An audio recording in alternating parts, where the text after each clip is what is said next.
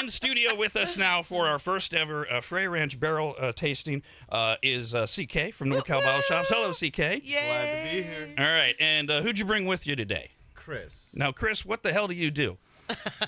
What is your title? Why are you here? I bring you whiskey in the morning. Because your last name isn't Frey, so what do you do for Frey Ranch? I do pretty much everything for them in sales and marketing in Northern California. And you've been at all of our barrel tastings, and you've helped pick all of our barrels out. And we have Colby from Frey Ranch on the line with us. Hello, Colby. Yay. Hey, how are you guys? I'm Hey, here Colby. also with Ashley and Russell, our master distiller. So, Nice. first question is, why aren't you in the studio with us, though? Oh, man, I wish I could be there. So it's a long story, but normally we bale our hay, right? And when we bale it, we cut it. We let it lay out for 5 or 6 days to dry out, and then we rake it together and bale it. But in that 5 or 6 days when it's drying out, if it gets rained on, it's garbage. It's not any good. And we didn't have any good weather in our forecast, so we started chopping the hay, which is where you take it, you cut it, and you actually leave some moisture in it. You don't let it dry out. Chop it up into fine pieces. They take it to a dairy next door to us, and they feed it right to the cows. And so we're right in the middle of chopping. We thought we were going to be done. I thought I was going to be able to be there, but we had a big rainstorm on Wednesday, which put us a day behind. And so, as farmers, we got to harvest our crops. We work all year for one big, basically paycheck, and that's what we survived the rest of the year. So I really wish I could be there, but the stars didn't align. So at least I'm here on the phone. And we talked when you were in the studio months ago about you're an entire working farm, multi-generational. I mean that is where Frey Ranch began and still lives. Yeah, exactly. And so we do a lot of alfalfa that doesn't go into our whiskeys. And normally we bale it and it goes to China, Dubai, Japan, Taiwan, like all over the world. Now it's going literally next door to the dairy. They really did me a solid and bought the hay as silage so that we didn't have the threat of getting rained on and having it worthless. And so it was really nice of them to do that. And I got the whole crews out there chopping right now. So we also have in studio as part of our barrel tasting, Dawn's husband Gary is with us. Hello. Hi, Gary. How's it going? If you're watching us on RADTV, you can see that he's very dressed up for the occasion. We appreciate that. Only my finest outfits. On the other end of the spectrum is my wife Christina, who looks like she's off the cover of a magazine. Good morning. Thank you. All right, and Christina's done a few of these already, so she's a pro. So we have 5. It looks like we have 5 barrels that we pick. Usually we do 6. Is there a reason for the 5 or? A lot of times when we do them remote, we send 5. When we're in person and you guys come out to the distillery, we do 6 just to fill up a whole sheet of paper, I guess. But there's not really a logical reason for it other than that's just how we normally do it. So can you explain to everybody how these 5 barrels were picked and tell us a little bit about them and why you sent these 5 barrels to us? So I'm going to let Ashley do that because she's really good and she manages the barrel program. So we pick these barrels. We taste through all of our barrels. I've got Russell here, too, who's got an amazing palate. We get our team together. We taste through about 100 barrels, not all in one day, but we split them up. We pick out the barrels that have really extreme flavor profiles. So some might be really fruity, some might be really spicy, some might be really earthy. And we pick them out. And today I sent you guys a wide array of barrels from actually 3 different cooperages, which a cooperage is a barrel manufacturer. So a lot of different flavor profiles, and excited to taste these with you guys. You guys, today. is this the first time one of these cooperages? I don't think we've offered to anybody else in the past. Have we? I don't think so. This might be the first time. A brand new cooperage for us. Now, are you guys? Are the 3 of you? Are you going to be tasting along with us? Yep, we have whiskey sitting in front of us. So yeah, we're going to taste with you. And we actually practiced with Russell all day yesterday to not say the F word. Good. So hopefully he'll stay good. That's yeah. great. We appreciate that. So CK, how take a minute for you. Would you describe how you like to do these tastings? Because ultimately this is your bottle, even though we're all helping you pick it out. But how do you like to coach people on how to do this? Oh, I mean it's amazing process, right? We all been through it, but I literally think that everybody should take a nose to the glass first before you do any sipping, and obviously starting out with 90 proof or bourbon from Frey. that's where you want to start out. But definitely, you know, put your nose to the glass on each one of them before you even sample them. Kind of get the aroma and figure out what you're smelling, and then go into the process of tasting. So we all have a bottle of the standard amazing get it anytime you want Frey Ranch bourbon, and that's the one you want to start with. Now there's the 5 others. Does it matter what order we go in? Does anybody care? And also to the process. When we do this at Frey Ranch, by this time we're already all smelling and sniffing. Should we be doing that already? Oh yeah. And taking mental notes and start to think about it. Start writing them down. All right. And so Colby, guys, you can start drinking whenever you want. I know you needed my permission to do that. Now, Chris, what are you looking for, Chris, when you taste these things? You know, it's very similar to what CK said. You taste everything through your nose first, smelling, absorbing. As you guys know that have been to the property, you're already doing that just walking around the grounds. Our break room smells like a distillery from pouring out dozens of these glasses, because we all have. For those of you that aren't watching, I'm sorry, let me just paint the picture a little bit here. We all have our 6 different glasses in front of us, and they're all labeled by number. And there's, what is this, a 1 ounce pour that we each got, about, give or take? 1.5. 1.5. And so the idea is we just go through them all, each of us individually. Now, usually when we do this, we don't talk much about each taste. Now that's bad radio, so we're gonna have to fill the time a little bit. But I'm sorry. Go ahead, finish your thought, Chris, about what you're looking for. And I like where you're going with that. You want to absorb it first before you start to actually get engaged in conversation, so that you can kind of create your own opinion with it first. I always speak in metaphors, and simply put, if you're going to a grocery store to pick a melon or an avocado, you're going to smell and kind of feel it to find the ripe one.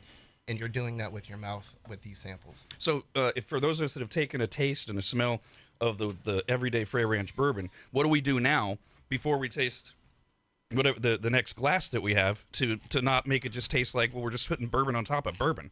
So that's why we brought in these coffee beans, right? We eat them? Well, in your case, you might. You won't be able to handle too much. It's not immediately. God, right? You'll probably be eating them in 30 minutes just because you'll think it's okay. M&Ms. Yeah. So we smell the coffee, and when that's to clear out the nose. Smells good. And then do we eat a cracker? Because you brought crackers too. And honey, I don't mean me. All right. Okay. That's for later.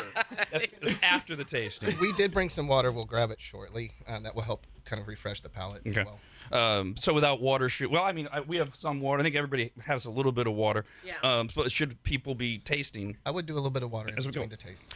So Colby, what are you looking for? I mean, this is your product. So when you taste this, what are you looking for when you try these?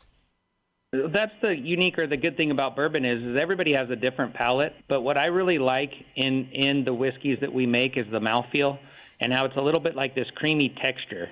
And so, and you really get that, especially in these, we didn't really talk about it, but all of our barrel picks are barrel proof. So they're all 120 to 135 proof sometimes. And, you get that creamy texture. And then the finish afterwards, it kind of lingers in your mouth. That makes you want to take another sip. I don't even know which one this is in my hand. I mean, I know the little box it was sitting in. Okay. Do you want me to read that or something? Sure. For the one that says $14.92. Okay. It smells lovely. I haven't even tasted it yet, though. So I don't even know the smell, but it's such a good smell. So what woodsy. they do, they number these for us, and then they know the code eventually when we all agree on one. So I started in the upper left corner with 2359, and the nose on that is amazing and creamy. Oh my God, this is and sweet. I'm missing a 1597. We'll get you one. Okay. During our break, in about 10 minutes, we can do that. Perfect. Okay. Wuss alert! If you're a wuss like I am, this one I just drank, 1492, is so good and smooth. Holy cow! Where'd you start, babe? You don't need a mixer for it, or what? No, I didn't need a mixer. Can I use a mixer? Is that rude? So I tried 1492, and it is very smooth. Yeah, right? It's so good. By the way, sorry to hold your head like that. Right? That was very S&M-like. I know this is very familiar, but I want to make sure that... Can I hold your head like that, Gary, when I'm pushing you forward? I just tried the 1492 as well, and there's no afterburn. I mean, now it's sinking in, but it came 15 seconds later, and it's very, very light. That is fantastic. That one's 125 proof. Really? I can't tell. Whereas, So Colby, on the joking, because Dawn actually was asking me yesterday how disrespectful it is to even bring up using a chaser. Between the difference between doing a barrel tasting and whether or not people like to mix your bourbon just on a day-to-day basis, where do you come down on that? I'm a fan of everybody drinking it the way that they like it. But I feel like the normal bourbon, our flagship 90 proof bourbon, is really good as a mixer. And then these higher proof single barrels, they're better to drink neat on the rocks. Sometimes I'll let Russell tell you about his theory on drinking it on the rocks and how it changes over time. Yeah, with our flagship bourbon, it's a little light and the flavors are very delicate, so you put some ice in it and those flavors get diluted very quick. But the single barrels, if you use a large ice cube, you take a sip neat, you drop that large ice cube in there, and every sip you take afterwards, you're tasting at a different proof because the ice is slowly melting. So you're getting that whole array of flavor profiles as it's diluting down. And the whiskey totally changes at different proofs. We'll proof it down sometimes at different proofs, and it'll be the same whiskey that we have at 4 or 5 different proofs, and it tastes completely different. And it's amazing how that happens with the ice as it melts. So first of all, you won't be offended if Dawn grabs her cherry cola or whatever after we're done with the tasting. Yeah, you can do whatever you want, Dawn. Thank you. I appreciate it. So why don't we do the ice trick during these barrel tastings? Really, the whiskey, like it dilutes it a little bit, and so you really want to taste it. Like when you're trying to pick a barrel, you really want to taste them all at flagship. But occasionally, we'll put a few. We have eyedroppers here at the distillery when we do these sometimes, and if you put a couple drops of water, it kind of does the same thing, and you can tell the different taste, flavor profiles at different proofs. And you can control the dilution with a drop of water versus an ice cube. It'd be very confusing if you had 6 glasses with all the proofs changing. You're trying to pick one. It would be a little confusing, I think. Yeah. So Dawn's husband is here, Gary. Which ones have you tried, and do you have any thoughts yet? Yeah. So I've tried 1492, and as Dawn said, I think that's got very heavy woodsy smell to it. Really smells like cedar a lot. I thought it was a little bit spicy on the tongue at first, right off the first sip. It really just wasn't overall for me. It wasn't my favorite compared to their standard bourbon. It was just okay to me. So. You're not kidding about the aroma. I mean, that is it's super cedary. Yeah, cedar. Almost. I mean, a little. I mean, sometimes we gotta be harsh with these things. So it's almost a little cleanery. Yeah. Are you getting that, CK? Yeah. No. But babe, you really liked 1492? I like the taste. So of it, did yes. I. Okay. But what about the smell? Did you care about the smell? Or? The smell reminds me Well, of. one of the things we always suggest is always go back to the first one, because you're starting to taste high proof bourbon, and your palate kind of has to get used to it. And so we always go back to the first one that we try, and a lot of times it'll taste completely different because your palate's kind of used to it by that point. Okay, I kind of really like the 1492. I No. taste it has a honey and a caramel texture to it. Like it's very smooth I and love it. easy going. Yeah. No. It's not bad. I tried this one once before, and for the first time, excuse me, I just tried it again. This is so weird. I love it. It's the farthest, I don't want to say out of left field, but it's the most different expression of everything I've tried from them. No, Russell, when you hear critiques like that, does it bother you? Do you take it personally? Do you think we're a bunch of idiots? No, the it's not bad comment I hear a lot, and it's just people's first reaction. They try something, and I always just reply, thank you. That's what I strive for. Not bad. Have you tried this 1492? Oh, yes. What do you think of it? I like it. I mean, you couldn't go wrong with any of them. 1492 doesn't have... I'm more savory. 1492's got a little sweet finish, so I'm more of a savory whiskey with a balanced finish that lingers on, and that has the finish on it. It's just a little sweet for me. So when we were setting up these pours in the break room before, I saw the number on this bottle, and I was like, oh, that's already going to be my favorite, because this is Christopher Columbus, man. Nope. Hailed the ocean blue? much, no.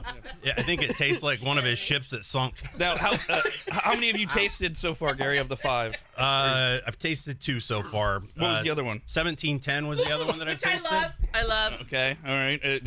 That one any better for you? It was, that one was just, it was in between for me as well. It was one of those that's probably not one of my favorites of all time, but It was good. What? It is so good. Brandon, put the camera on Chris. is that from the 1492? No, that was Gary's comment. Yeah, right. Yeah. You don't have to be politically correct. Don't worry. No. You can just tell us the truth. So CK, how many have you tasted so far? So I've tasted the top 3, and then obviously, yes, I did try the 1492. I have not tried the 1710 yet. It's good. And I'm sorry to say, to give my own opinion here, but I already took the 1492 off my list. Well, and that's not surprising because in the previous, what is this, the 3rd or 4th one of these we've done for Frey Ranch? I think 4th one. And every time you and Chris and me have almost identical reactions to almost everything, and we were all kind of retching at this 1492 that Dawn loves. If I was in play, I would pick that one. Well, how many have you tried? 1492 and hold on, I need my You glasses. can't pick one until you've tasted all 5. 1710. I love both of those. All right. As a caveat, it's not a bad whiskey. No, see, this is the problem. It's just not for me. And that's why I asked Russell that question, because we're comparing each of these glasses out of different barrels to the day-to-day basic Frey Ranch, which is the best day-to-day basic bourbon I've ever tasted. All day. I used to have my $30-$40 bottle, and it's gotten replaced by Frey Ranch, and I do both of what Colby was saying. Sometimes I mix it. Usually, if I mix it, I mix it with ginger ale. But I usually just drink it as it is because it's so good. So trying to find something that gets us excited compared to that is the real challenge here. Yeah, and even altogether in the last 3 years, I've done almost 30 barrels now throughout different distilleries. I still believe, and I think you will agree with that, the one barrel, that 135 proof from Frey, was the best barrel so far I've ever picked. The first one we did. Yeah, no, and I mean we did 2 more after that, which were excellent. But that first one we did is the best one I've ever tasted. Yeah. It was extraordinary. I think my mouth is broke because now I've tried a third one. I don't even know. 2474, and I like it too. So I think my mouth is broke. 2414. Yeah. I think my mouth is just gonna like all of them. I've only tried 2. I've tried the 1710 and the 1492 that everybody doesn't really appreciate too much, but they're both really sweet. I've noticed, like right off the bat, like every time I drink them, I'm waiting for like that little burn, but I'm getting like a caramel honey sweetness. See, I got that on the nose, but not so much on the taste. Well, I didn't get it on the nose of 1492. I'm still stuck on cedar and worse. But 1710 had a decent aroma. Yeah. But that one didn't latch up for me either. For my use, I mean, I already have one that's gonna be hard to beat, but I've only tried 3 of them, and there's 5 total. How many, babe? What are you up to now? How many? So I've tried 4. And I'm getting a tongue numbing feeling that I've never gotten during these tastings. So I don't know if it's because it's early in the morning or if I need to eat more crackers. Right, because we never drink in the morning at the Williams house. Colby, do you guys have any comments on why Christina's tongue is getting that numbing effect and what can be done about it? I usually take a break, eat some crackers, and drink some water. I think it's hydration. Yeah. Drink some water, and that'll really help and change everything. Yeah, but my palate's always best first thing in the morning before I've had lunch, and that's just my personal preference. I can pick out more flavors in the morning than I can later in the afternoon, and it's probably based on my hydration level. But one of the things I always like to tell everybody, and I like to do after we taste all of these, is go back to our flagship 90 proof bourbon, and it tastes like candy. Like you don't taste any alcohol after tasting all these high proof single barrels after, it's so delicious. Yeah, I'll have no problem drinking some of your regular bourbon when we're done with this. Yeah, and I can confirm that as well. I just went back and had a sip of the original, and it is absolutely fantastic, and it is a lot sweeter and really, really just fantastic. So while they're getting ready for the blind tasting, which we'll talk about in a moment, because you got a big day tomorrow. It's the grand opening of the tap room at Rockland Bottleshop. You call it the tap room, the hop room? What's the name of that thing? So the name is called Hop City Tap Room. It's a tap room. Basically, we have 30 tap handles with different craft beers, ciders, stouts, sours. So we got quite a bit. And you're doing it's 30, right, on tap? 30 handles on tap. And you'll do 5-ounce and 16-ounce pours. Yep. How many TVs you got in there? 5, 6? 5. It's gorgeous room, big room. Yeah. And when explain the food situation. So that's the beauty of it. You know, a lot of these, you go to some of these places where you have to buy their own food that they're upcharging and whatever. We allow you to bring your own food. We have, you know, restaurants. Like anything? Yeah. Anything. Can I bring a bologna sandwich from home? Sure you can. Like an ice chest. Not a problem. That's amazing. We had a customer yesterday who brought a bag full of knickknacks, and they were just sitting there chit-chatting and eating. I love that. But they can also order food as well. They can order food as well throughout our complex, or just get an Uber to them, and yeah. Oh, see, what I'm imagining is sitting down, getting a few beers and some ciders, and ordering a pizza. Yeah, and we have a pizza in our complex. And it is designed and set up as a place you can lose a day. Yeah. Especially with the TVs and all the sports going Wi-Fi and all the sports, and we'll have finals, and we have the Stanley Cup finals, and football when the Niners are kicking butt of everybody in the team, in the league. It's 7 days a week? 7 days a week from 11 a.m. to 10 p.m. Sunday through Thursday. And then Friday, Saturday, we're open until 11 to 11. So none of the TVs are like on Hallmark or Lifetime? No. No. Are you how often? Because we've got some. You've done what's called kind of the soft opening, ramping up, working the kinks out, and we've got a few emails that you were personally bartending. I mean, who's going to be bartending usually? Normally, we did bring on 3 gals that are going to be pretty awesome at it. All of them have the previous beer pouring experience. But I'd never had attended a bar in my entire life before, so I was like, hey, this is one thing to check off my list. So I've been just enjoying being behind the bar. Nice. Are you giving advice, or people like doing that? Like, yeah. You're the psychologist too. No, become a bartender. It is amazing to share stories and talk to people, and sometimes I'm just greeting people and they're looking at me. If I'm not behind the bar and I'm greeting people, they're like, "Who are you?" It's like trying to help out. That's all. So the big grand opening of Hop City at Rockland Bottle Shop is tomorrow at 11 a.m. and you'll be open until 11 p.m. But it's 7 days a week. Yes. And there will be various members of the RAD Zoo that are going to be showing up throughout the day as well. So you don't know when you might get a sighting of a rad animal. By the way, honey, we have to stop at Hop City tomorrow. Okay, I figured this much. Gonna be out in the wild. Let's get to Colby back here, and the gang at Frey Ranch. Ashley and Russell are there as well. Now, Colby, we're doing this a little different because of the constraints of radio. So CK and Chris and I made an executive decision during the commercial break on the 2 bottles that we're going to go back and blind taste. But first, can you explain what is the blind tasting and why do we do this? Yeah, so when you taste them the first time, what we like to do, it's always easier to kick some out than to pick our favorites. And so we usually pick our favorites, and we do a blind tasting because everybody kind of has preconceived notions on, I like this one because of this. And when you don't know what it is and you randomly, do A, B, C, do 3 of them, it really helps you to determine what you like without thinking you like something and convincing yourself that it's a different barrel. You know what I mean? So we all agreed that one of our favorites, and Gary was on board with 2359, and Yep. then That's a good one. we were. Well, I think Chris, you were the only one that wasn't indifferent about choice number 2, because for me I was kind of like, I don't know, I'm leaning, and we've done this before. We've had people who have said that's it. There's no way that's not my favorite, and then you do the blind tasting and it's the exact opposite, which is why we do this. I'm sorry, Kyle. I was gonna say, is the 1510 the other one 1597? Because that one is absolutely fantastic. I drank the whole thing. It is, right? It is one of the 2. So Colby, Russell, you guys okay with 2359 and 1597 as the 2 we picked for the blind tasting? Absolutely. Yeah. Those were right up there in my list of favorites. One of those is my favorite already. So Yeah, mine too. Mine too. Which was so funny during the commercial break. They all were saying, "Oh my God, 2359! Oh my God!" And I've liked every single one. That was my last one to taste. And before they said that, I was in my mind going, "Oh, this is disgusting."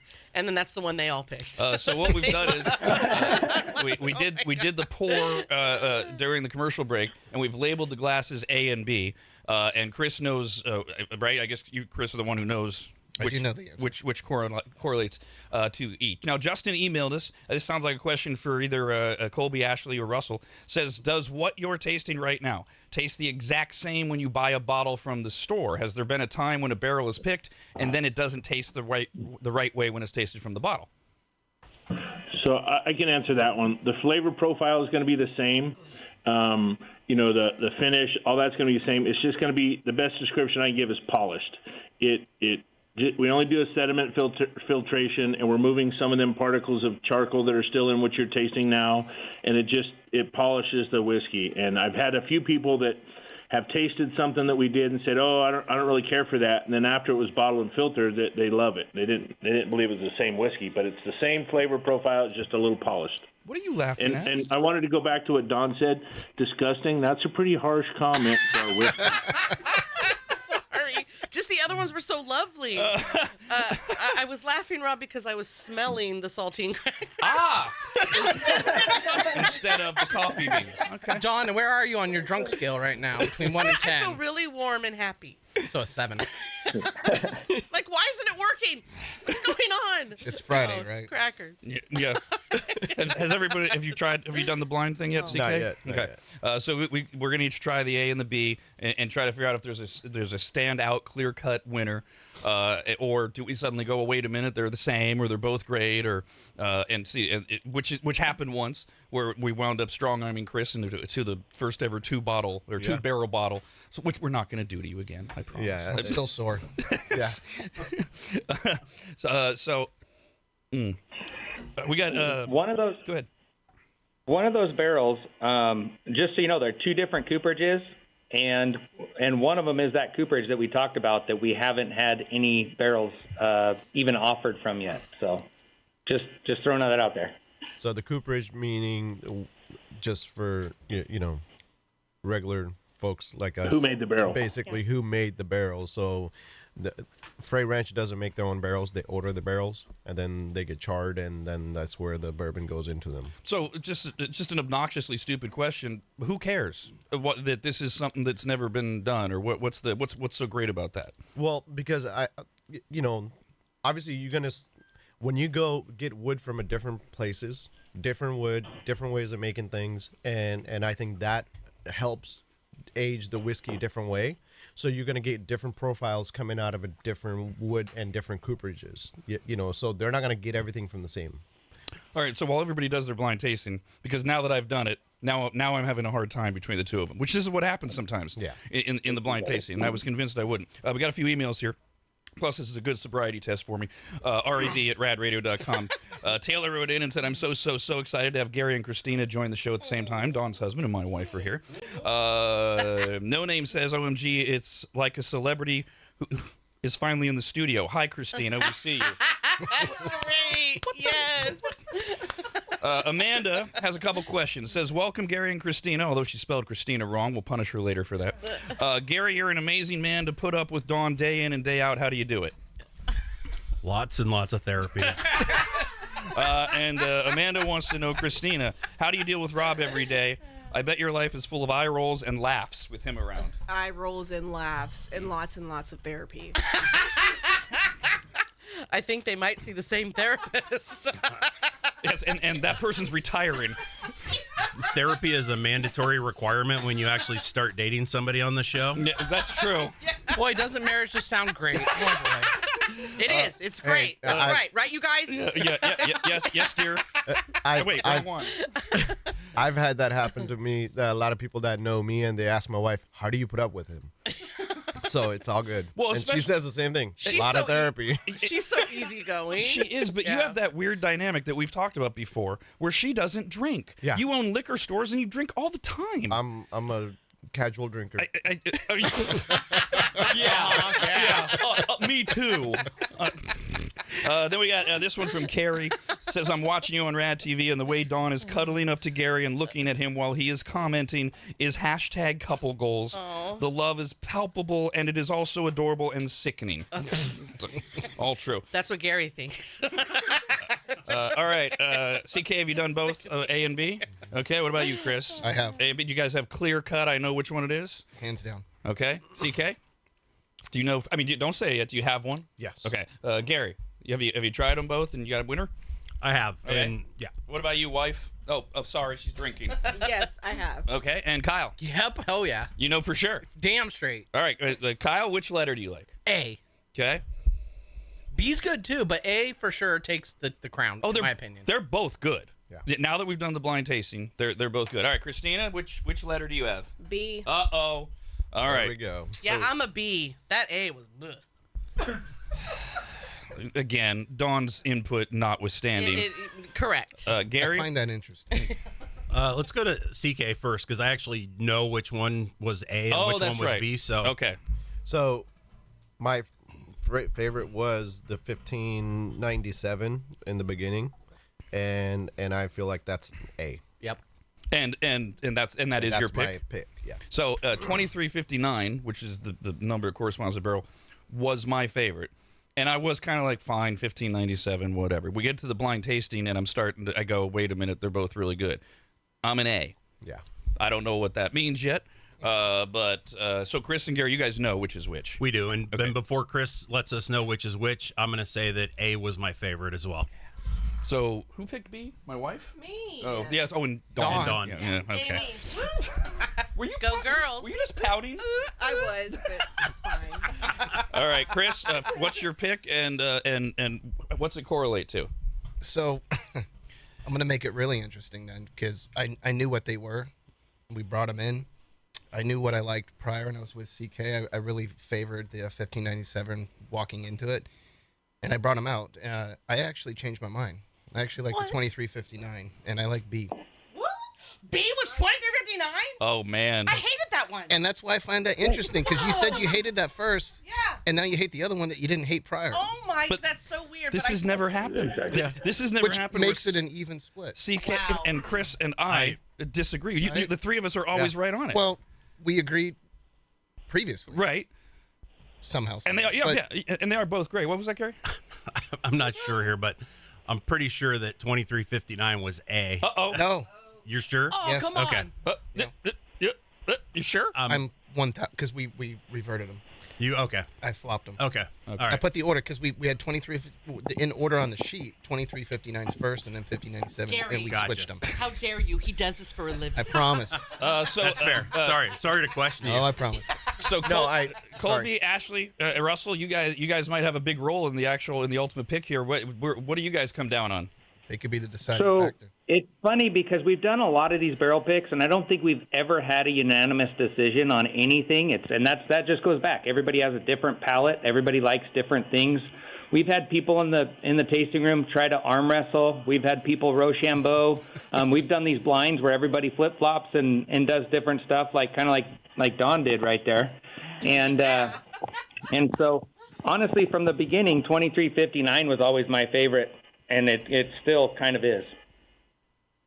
I really think that break, and I smelled more, well, first the crackers, but then the coffee, and did the saltine and drank the water. It must have made a huge difference So- in now so- what I tasted. So Chris, did you say you flipped to 2359? I did. Which is where I started, and then I flipped in the blind tasting to 1597. And it's more unusual because I knew what they were.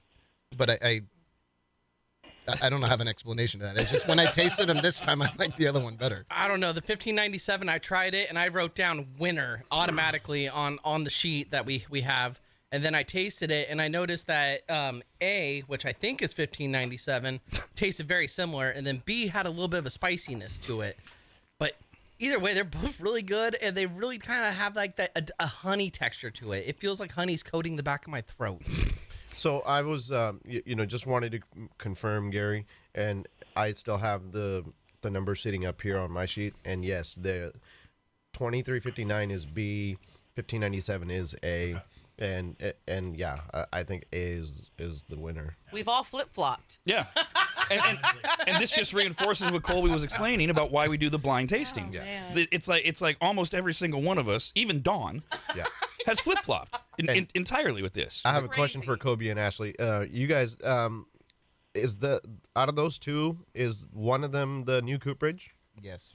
Yep. So And is you guys want to that- know? It's 2359 was from ISC. which is Independent Stave Company. It's a gigantic cooperage that most people buy their barrels from, which is the new one. We've never offered those. We just finally had some that came of age, and so that's why we offered them. And then 1597 was from Barrel 53, which is almost the opposite. It's like a mom pop little cooperage that doesn't produce them out. Missouri, Missouri. Yeah, and so they're complete polar opposites in barrel manufacturers or cooperages.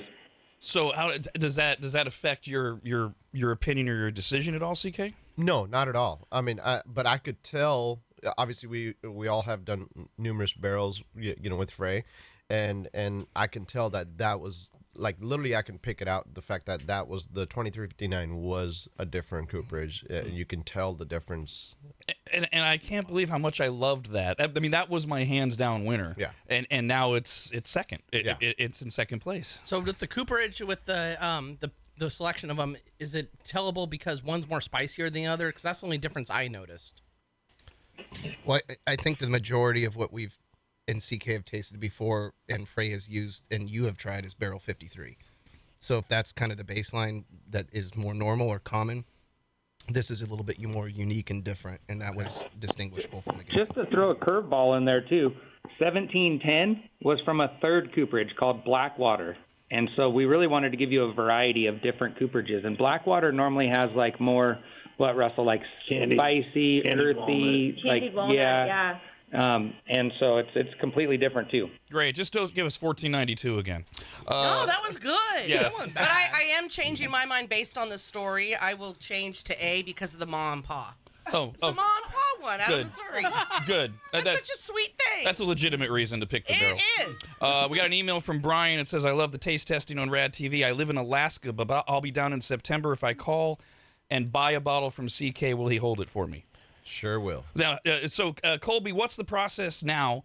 Once we confirm that it's barrel 1597, what happens now on your end, and how long does it take, and what's the process to turn this into a bottle? Yeah, so I'm going to let Russell explain that one, because we were just talking about when he's going to bottle and everything else, and it was going in one ear and out the other because I've been in farming mode here lately. So yeah, our next scheduled bottling when this wave of single barrels would be probably September, possibly the 1st October. So we can push, but they should have these barrels by Thanksgiving, actually. Yeah, I would say Thanksgiving. And normally at this point in our barrel pick, we'd all get up from the conference room, go over to the barrel house, sign the barrels. So we'll have to do that for you guys this time. And what's the because we're close to the end here, obviously, guys. What's the status of people's ability to visit Frey Ranch and can they taste and buy and sell and buy your candles and all that? How's that work? Yeah. So we're open every Saturday, noon to 4. We do complimentary tours and tastings. No reservation is necessary. We've got, I think, 7 different whiskeys that we're pouring currently. So it's a lot of fun. And we enjoy people coming out and learning all about Frey Ranch. Yeah, and we have a food truck the first Saturday of every month. So. Yep, from May through September. Well, that's new. Kyle and I just both lit up at that idea. What does it take to be able to fire the cannon other than being a VIP celebrity? Oh, man. That's a tough question. We only fire it maybe 8 or 10 times a year. And did you get to fire it twice?